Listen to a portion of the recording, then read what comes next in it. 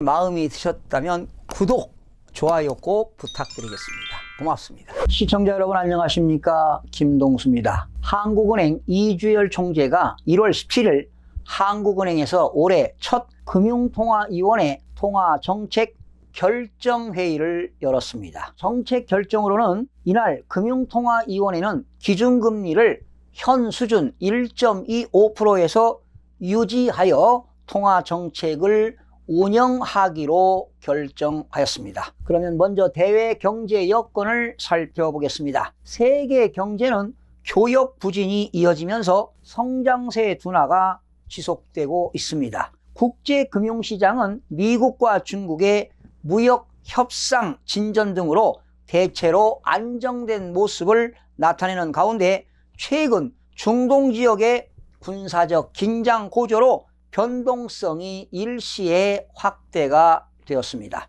앞으로 세계 경제와 국제 금융시장은 보호 무역주의 및 지정학적 리스크, 전개 상황 등의 영향을 받을 것으로 보입니다. 다음은 실물 경기를 살펴보겠습니다. 국내 경제는 부진이 일부 완화되는 움직임이 나타나고 있는데요. 건설 투자와 수출이 감소를 지속하였으나 설비 투자가 소폭 증가하고 소비 증가세도 확대가 되었습니다. 고용 상황은 취업자 수 증가폭이 확대되는 등 일부 개선되는 움직임을 지속하였습니다. 금년 중 GDP 성장률은 지난 11월 전망 경로와 대체로 부합한 2%대 초반 수준을 나타낼 것으로 예상이 되고 있고요. 건설 투자 조정이 이어지겠지만 수출과 설비 투자 부진이 점차 완화되고 소비 증가세는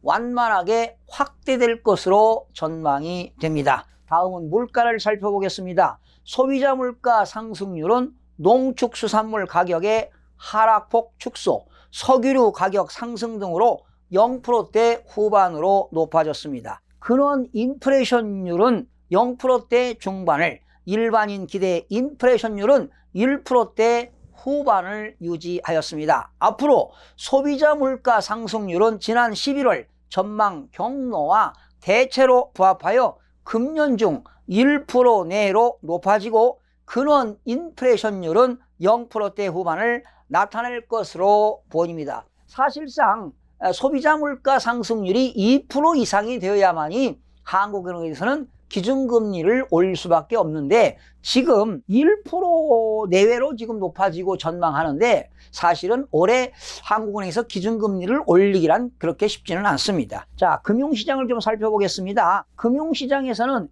국제금융시장 움직임, 반도체 경기 회복 기대 등 영향으로 주가가 상승하고 원달러 환율이 하락하였으며 장기시장 금리는 하락 후 반등을 했습니다. 가계대출은 증가 규모가 확대되었으며 주택가격은 수도권을 중심으로 높은 오름세가 나타나고 있습니다. 한국은행의 향후 정책 방향을 좀 살펴보겠습니다. 금융통화위원회는 앞으로 성장세 회복이 이어지고 중기적 시계에서 물가 상승률이 목표 수준에서 안정될 수 있도록 하는 한편 금융시장 안정에 유의하여 통화정책을 운영해 나갈 것입니다. 국내 경제의 성장세가 완만할 것으로 예상되는 가운데 수요 측면에서의 물가 상승 압력이 낮은 수준에 머무를 것으로 전망되므로 통화정책의 완화 기조가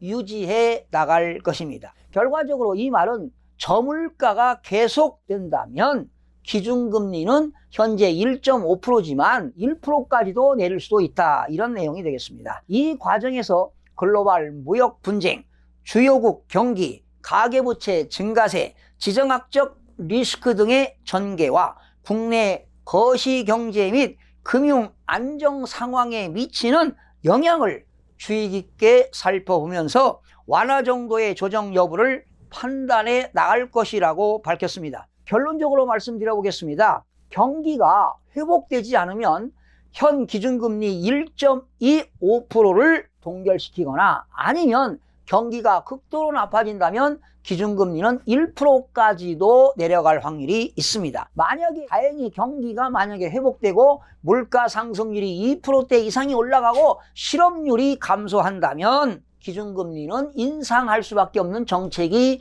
나올 수밖에 없습니다.